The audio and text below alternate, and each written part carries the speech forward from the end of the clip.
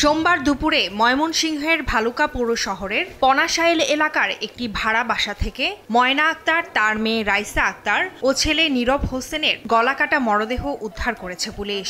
দেশীয় অস্ত্র দিয়ে তাদের কুপিয়ে হত্যা করা হয়েছে। এ বাসায় পোশাক শ্রমিক রফিকুল ইসলাম স্ত্রী, সন্তান ও ছোট ভাই নজরুল ইসলামকে নিয়ে থাকতেন।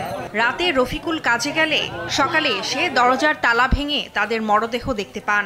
রফিকুলের অভিযোগ, স্ত্রী ও 2 সন্তানকে হত্যার পর তার ভাই নজরুল ইসলাম পালিয়েছে, যাকে সে গত 2.5 মাস আগে 40,000 টাকা খরচ করে জেল থেকে বের করে এনেছিলেন।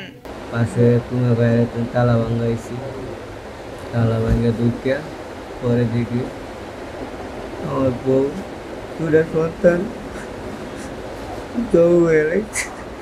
এ ঘটনার পর বাসাটিতে ভিড় জমান স্থানীয়রা। কান্নায় ভেঙে পড়েন নিহতের স্বজনরা। দেওয়ার আওয়ার পরেই আমার বোন, আমার বাগনিরে মারা হয়েছে। আমরা শাস্তি চাই, ফাঁসি চাই। ওর দেবর যদি নাই করে থাকে তাহলে ওর দেবর পালাইলো কেন? কেন পালাইছে?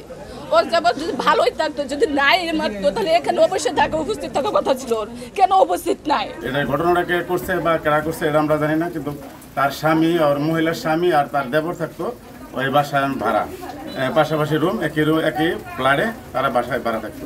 বিষয়টি তদন্ত করে প্রয়োজনীয় ব্যবস্থা নেওয়ার কথা জানিয়েছে পুলিশ।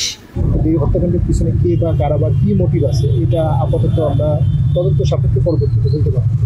এই হত্যাকাণ্ডটা কিভাবে সংগঠিত হয়েছে, কে করেছে বা কিভাবে কে আসছে। রফিকুল ইসলামের বাসায় থেকে অটোরিকশা চালাতেন তার ছোট ভাই নজরুল ইসলাম।